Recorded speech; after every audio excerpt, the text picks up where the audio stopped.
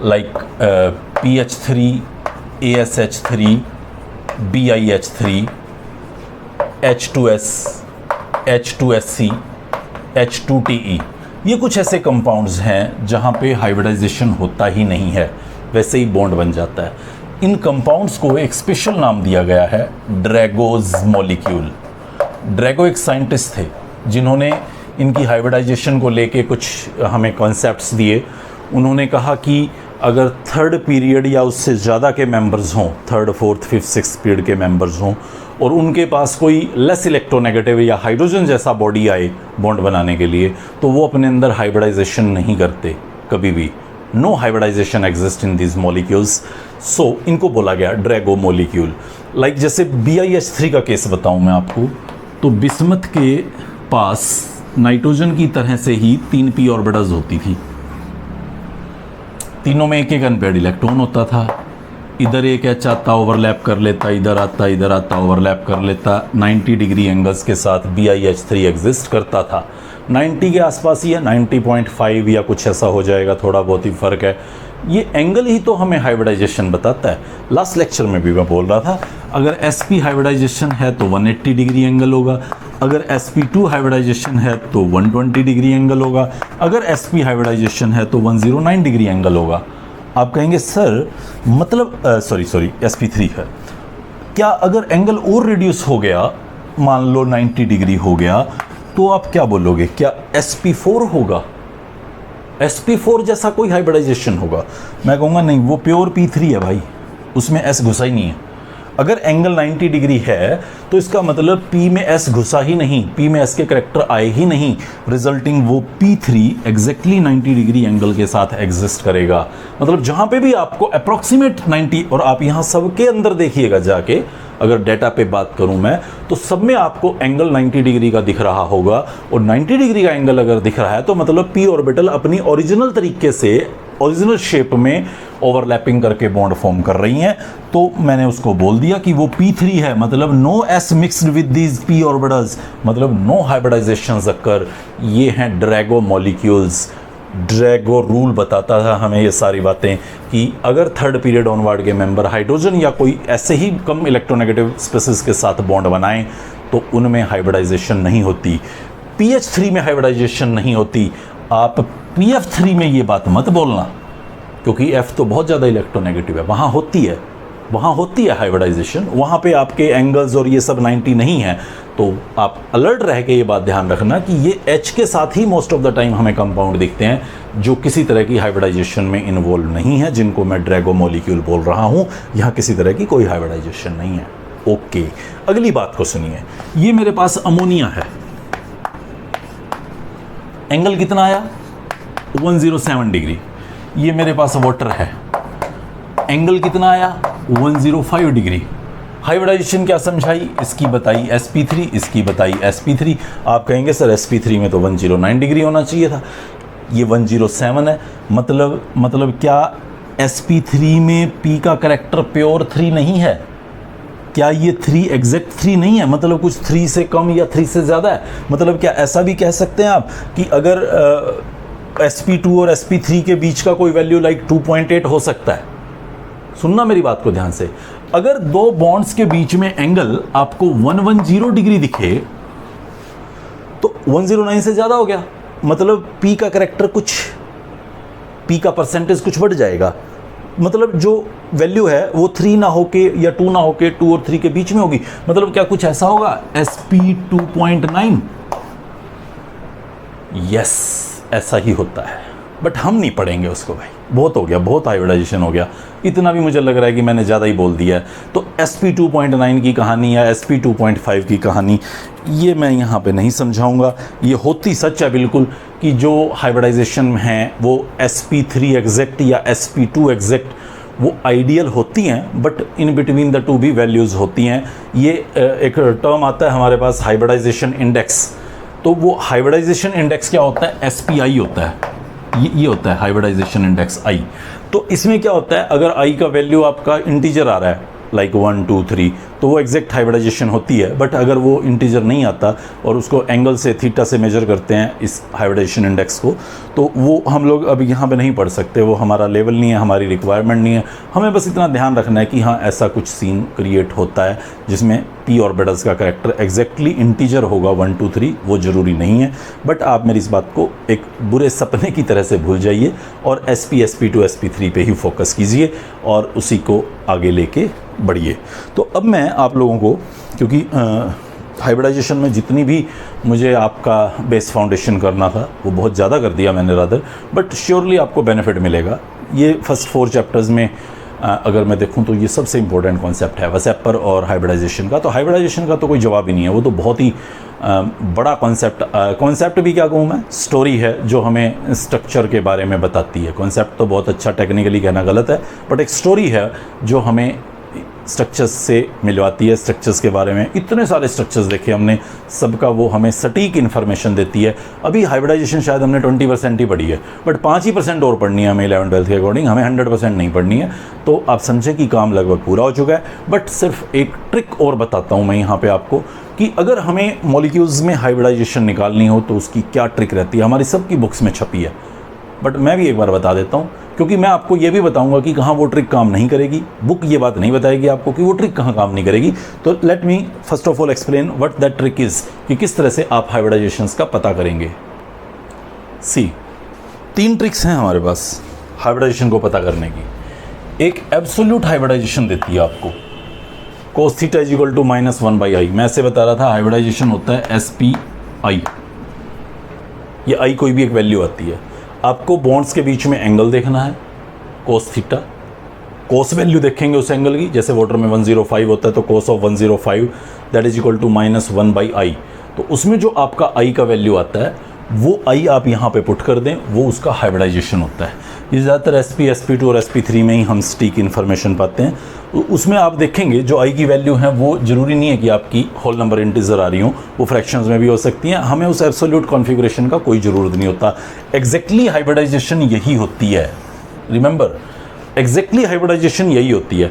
अगर आपका perfect structure है, लाइक टेट्राहेड्रल है मीथेन, एंगल है 109.28 मिनट, आप वो पुट कर दीजिए यहाँ, उसका कोस वैल्यू देखिए आप यहाँ, तो आपको i का वैल्यू इंटीजर में 3 ही मिलेगा, तो sp3 हाइब्रिडाइजेशन बोल देंगे। लाइक मैं आपको एग्जांपल बता रहा हूँ BeCl2, आप यहाँ पे उसके एंगल को 180 डिग्री को यहाँ पुट कीजिए, 180 थी cos 180 that is equal to -1/i। i का वैल्यू आप चेक करेंगे, i का वैल्यू 1 आएगा, आप बोल देंगे हाइब्रिडाइजेशन है SP। ये वैल्यूज़ आती हैं। बट जब एंगल 107 आ गया या एंगल 105 हो गया तो उस टाइम पे ये i का वैल्यू फ्रैक्शंस में आता है। लाइक SP3 एग्जैक्ट नहीं आएगा, SP 2.8 और SP 2.9 या SP 1.9 समथिंग ऐसे कुछ आते हैं।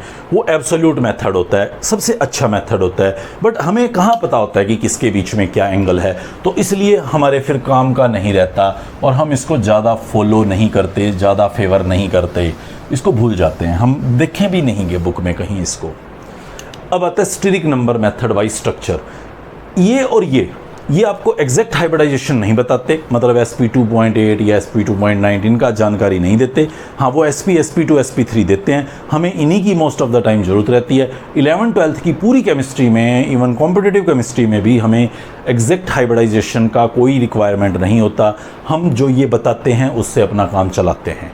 मतलब वो जो थीटा से एग्जैक्ट हाइब्रिडाइजेशन निकालने की कहानी है वो हमारे काम की नहीं होती है। तो steric number method wise structure में क्या होता है, आपको मॉलिक्यूल का स्ट्रक्चर पता होना चाहिए, तभी आप देख सकते हैं। जैसे मुझे पता था मॉलिक्यूल अमोनिया का ऐसा होता है जिसमें एक लोन पेयर होता है और 3 सिग्मा बॉन्ड होते हैं। तो number of lone pairs plus number of sigma bond, बस वो आपका स्टीरिक नंबर होता है। जैसे मान लीजिए मैं आपको PF3 देता हूं, तो लोन पेयर कितने हैं, 1, सिग्मा बॉन्ड कितने हैं, 3, तो PF3 का स्टेरिक नंबर क्या हो गया, 4। ऐसे ही NH3 में देख सकते हैं, N के 3 सिग्मा 1 लोन पेयर, तो स्टेरिक नंबर कितना हो गया, 4। अब 4 स्टेरिक नंबर है तो SPP D। ये क्या कर रहा हूं मैं, 1 S 3 P 5 D। Steric number 4 है, 1 2 3 4, sp3 हाइब्रिडाइजेशन हो गया। स्टीरिक नंबर 5 आ गया, sp3d, ये हाइब्रिडाइजेशन हो गया। स्टीरिक नंबर 6 आ गया, sp3d2। स्टीरिक नंबर 7 हो गया, sp3d3। इस तरह से हम हाइब्रिडाइजेशन प्रेडिक्ट कर लेते हैं। मतलब सिर्फ number of lone pair plus number of sigma bond देखो एक मॉलिक्यूल में कितने हैं, ध्यान से सुन लो मेरी बातों को। नंबर ऑफ लोन पेयर कितने हैं plus number of sigma bonds कितने हैं, बस वो चेक करो और उसका सम कर दो, वो टोटल स्टीरिक नंबर है। अगर वो स्टीरिक नंबर 2 है तो sp, 3 है तो sp2, 4 है तो sp3, 5 है तो sp3d, 6 है तो sp3d2, 7 है तो sp3d3। इस तरह से हम पता कर लेते हैं। लेकिन हमें कहाँ पता होता है स्ट्रक्चर्स, हमें तो पता नहीं होता उसका स्ट्रक्चर क्या है, हमें नहीं पता होता उसमें कितने लोन पेयर्स हैं। तो हम फॉर्मूले से सबसे ज़्यादा फेवर करते हैं पता करना कि स्टीरिक नंबर क्या होगा। स्टीरिक नंबर फॉर्मूले से पता कैसे करें। एक फॉर्मूला है, बड़ा सिंपल सा फॉर्मूला है वो, 1/2 valence electron in central atom plus monovalent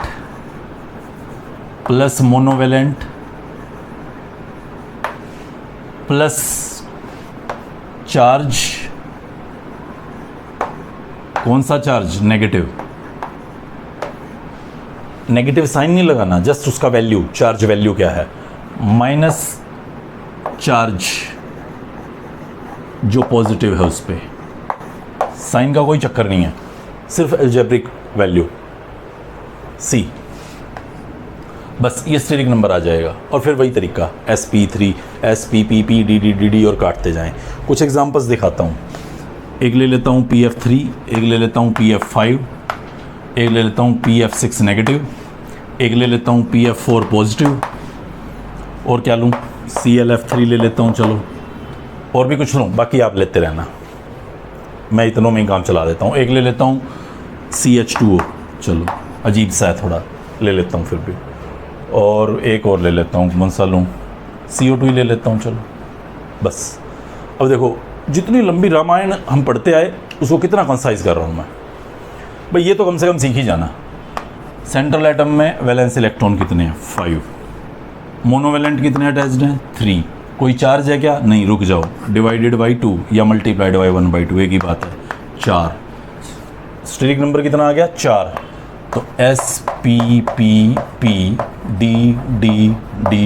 d, ये स्टीरिक नंबर 4 आया तो आपका sp3, बस ये sp3 हाइब्रिडाइजेशन हो जाएगा। ठीक है, pf5 है तो वैलेंस इलेक्ट्रॉन 5 सेंट्रल एटम के, फ्लोरीन 5 डिवाइड बाई 2 5, तो 5 में क्या आ जाएगा, sp3d, ये आपका हाइब्रिडाइजेशन हो गया। pf6 नेगेटिव को देख लो, valence electron 5 plus monovalent 6 plus एक एक्स्ट्रा नेगेटिव चार्ज, तो नेगेटिव चार्ज को ऐड करना था, नेगेटिव साइन नहीं लगाना, बस जितना चार्ज है उसको ऐड करना था, डिवाइड बाई 2 6, तो 6 में sp3d2, एक डी और काट दो, तो इसका हाइब्रिडाइजेशन हो जाएगा sp3d2। pf4 प्लस को देखो, p के वैलेंस इलेक्ट्रॉन 5 प्लस फ्लोरीन के वैलेंस मोनोवेलेंट फ्लोरीन कितने हैं, 4, पॉजिटिव चार्ज को माइनस करना है, सॉरी 4, 5 फ्लोरीन फॉस्फोरस के valence electron plus 4 monovalent attached, positive charge को माइनस करना था, डिवाइड बाई 2 4 में sp3, मतलब ये sp3 हाइब्रिडाइजेशन हो जाएगा, टेट्राहेड्रल स्ट्रक्चर हो जाएगा। clf3 को देखिए, क्लोरीन के वैलेंस इलेक्ट्रॉन 7, क्लोरीन के वैलेंस इलेक्ट्रॉन 7, फ्लोरीन मोनोवेलेंट कितने जुड़े, 3, डिवाइड बाई 2 5, तो 5 में हाइब्रिडाइजेशन क्या हो जाएगा, sp3d2। ठीक है, और किसका हाइब्रिडाइजेशन देखना था मुझे, CO2 का देखना है। तो कार्बन के वैलेंस इलेक्ट्रॉन कितने, 4, कार्बन के वैलेंस इलेक्ट्रॉन 4 प्लस मोनोवेलेंट तो एक भी नहीं है, डाइवेलेंट है, भाड़ में जाओ, फार्मूले में तो डाइवेलेंट है ही नहीं, चार्ज वो भी नहीं है, तो बस रुक जाओ, 4/2 2 में हाइब्रिडाइजेशन क्या हो गया, sp, तो CO2 हाइब्रिडाइजेशन sp। CH2O में देखो, कार्बन वैलेंस इलेक्ट्रॉन 4 हैं वैलेंस इलेक्ट्रॉन कार्बन के, मोनोवेलेंट कितने लगे, 2, ठीक है 2 लग गए, डाइवेलेंट भाड़ में जाओ, हमें नहीं चाहिए, चार्ज नहीं है, कोई बात नहीं, 4/2 4 + 2/2 3 में आपका क्या हो गया, sp2, तो मतलब यहाँ कार्बन का हाइब्रिडाइजेशन क्या होगा, sp2।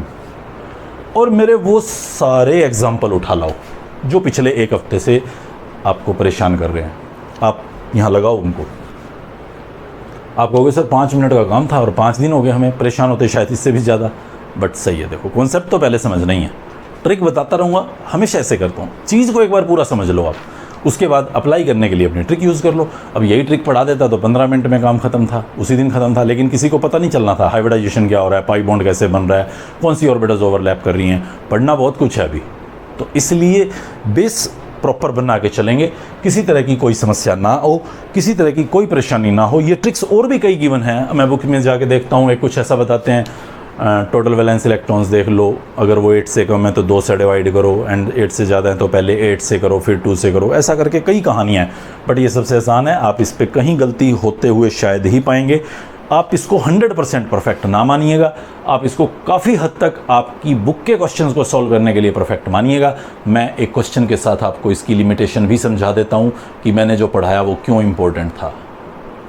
अंडरलाइंड स्पीसीज की हाइब्रिडाइजेशन देखनी है, ट्रिक से देखनी है, ट्रिक से। चलिए देखता हूँ। CH3 central atom carbon, valence electron 4, number of monovalent attach 3, कोई चार्ज वार्ज नहीं है, डिवाइड बाई 2, आपका स्टेरिक नंबर आया 3.5। ये लो SPPP D 3.5, फंस गया मैं तो। 4 आ जाता sp3 बोल देता, 3 आ जाता sp2 बोल देता। अब क्या बोलूं? जहां पे भी स्टेरिक नंबर आपका फ्रैक्शन में आ जाएगा वहां पे ये ट्रिक फ्लॉप है। और ये ट्रिक फ्लॉप है मतलब जितनी ट्रिक्स आपकी हैं, जितनी ट्रिक्स आपको बुक्स में गिवन है वो सब फ्लॉप हैं। बुक में वो जो 8 इलेक्ट्रॉन 2 इलेक्ट्रॉन वाली है, वो बोलते हैं कि जितने वैलेंस इलेक्ट्रॉन है उसको 2 से डिवाइड कर दो और जो आपका वैल्यू आएगा उसमें आंसर आएगा वो आपका अकॉर्डिंगली स्टेरिक नंबर बताएगा, तो वो भी फ्लॉप है। मतलब ऐसे वो एग्जांपल्स जहाँ पे स्टेरिक नंबर आपका फ्रैक्शन में आ रहा हो वहाँ पे आप स्टेरिक नंबर की ट्रिक से दूर रहें और मेरी पिछली कहानी पे चले जाएं। वहाँ आपको पता चल जाएगा कि ये CH3 sp2 हाइब्रिडाइज्ड होता है, प्लानर होता है। अब वो ऑर्गेनिक के दौरान बताऊंगा मैं। MnO4 नेगेटिव, मैग्नीज के वैलेंस इलेक्ट्रॉन, वैसे तो सभी मेटल्स के वैलेंस इलेक्ट्रॉन 2 होते हैं, प्लस में डाइवैलेंट, भाड़ में जाओ, मुझे तो कुछ नहीं करना था। एक्स्ट्रा इलेक्ट्रॉन एक नेगेटिव चार्ज है, 1/2 1.5, मैं फिर फंस गया हूँ। मतलब काम नहीं देगा, मतलब काम नहीं देगा।